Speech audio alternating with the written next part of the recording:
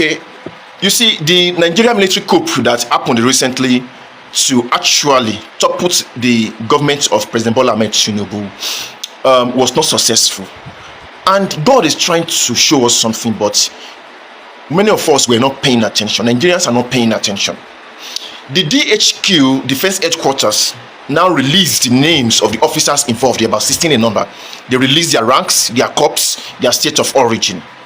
You know, many of them were Muslims from the northern part of Nigeria.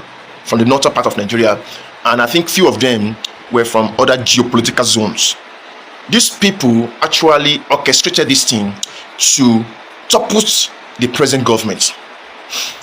There are 10 things I would like to list for us that would have happened if they were successful with that plot, with that coup plot.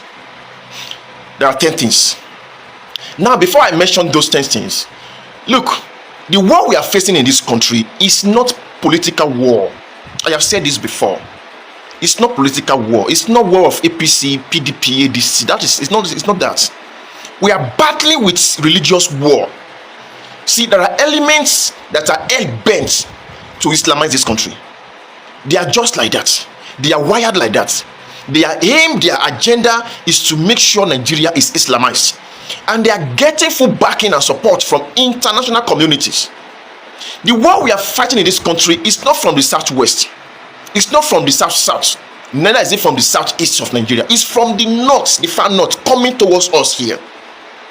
If the coup plots were successful, number one thing they would have done is to shut down the airspace, Nigeria airspace, so that US and the allies will not be able to come for our rescue. And they will warn the neighboring countries to also shut down their airspace. That will be the first thing they will do. And number two is to go after the social media. You know, one time the Sultan of Sokoto said that social media is a terrorist organization. He mentioned it. So that will be the second thing they will do. They will go after social media and shut it down. Number three, they will do is they will go for the family of President Bola Ahmed Tinubu. They might either unalive them or detain them until further notice. That is the third thing they will do. The fourth thing they will do is they will now go after all the activists in the country, the likes of VDM. In fact, VDM is a main target that they will go after. They will just detain him because the guy has force. They will detain him. Then the fifth thing is they will now come for the likes of people like us that are speaking against the lies of Islam, the evil regime of Islamic religion and all of that. They will come after us.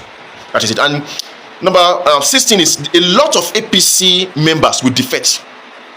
They will join and support these people. The likes of Reno Mokri will do that. The likes of Fani Kayode will do that. Number 7 is that they will relieve all the Igbo high-ranking generals. They will relieve them of their duty because they believe these people might want to, oppose them, try to topple them.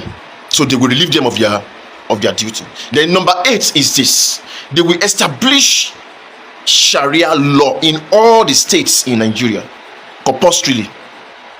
That is what they will do. It has always been the agenda to establish Sharia law. That is why they are pushing it so hard.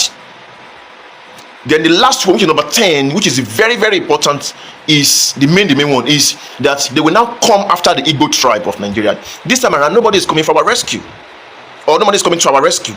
So they will come after the Igbo tribe of this country to make sure that they subvert them, and convert them to Islam by force.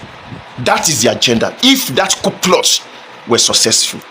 So this is a wake-up call for Nigerians. God is just helping us, and we are not paying attention. God is trying to show us some things. The people that actually carried out this plot, they were Muslims from the north. They are not Christians. In the midst of all of these, the military coup, in the midst of it, to subdue the Igbo tribe, mercenaries have to be imported from Turkey, from Lebanon, from Islamic nations, just like what is happening in Iran today. They will bring them to this country so that they can, they can forcefully Islamize the Igbo tribe. That is a major problem, because they know that these people, if you give them the chance, Nigeria will be separated, or they will break out of this country.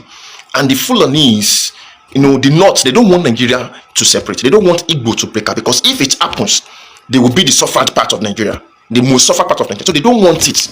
That means you have broken the agenda, the political power, the will, you've broken them. So they will do everything to make sure that the Igbo tribe are subdued or completely annihilated from this country. It will be the major agenda. So Nigerians, let us wake up. We cannot be ignorant of of all of this. Whatever is happening now goes beyond President Bola Ahmed Tinubu. This and that. If you replace Tinubu, if you remove Tinubu today, who is your replacement? Fine, Obi is a better replacement, but look at where Obi is today. Obi is in ADC. ADC, the founding father of ADC, is Atiku. Atiku will never allow Obi to raise up his head.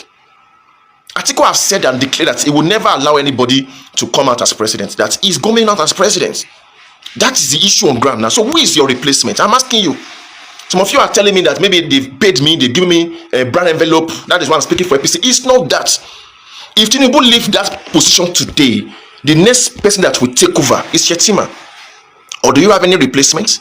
Let me hear on the comment section. Let me hear it now.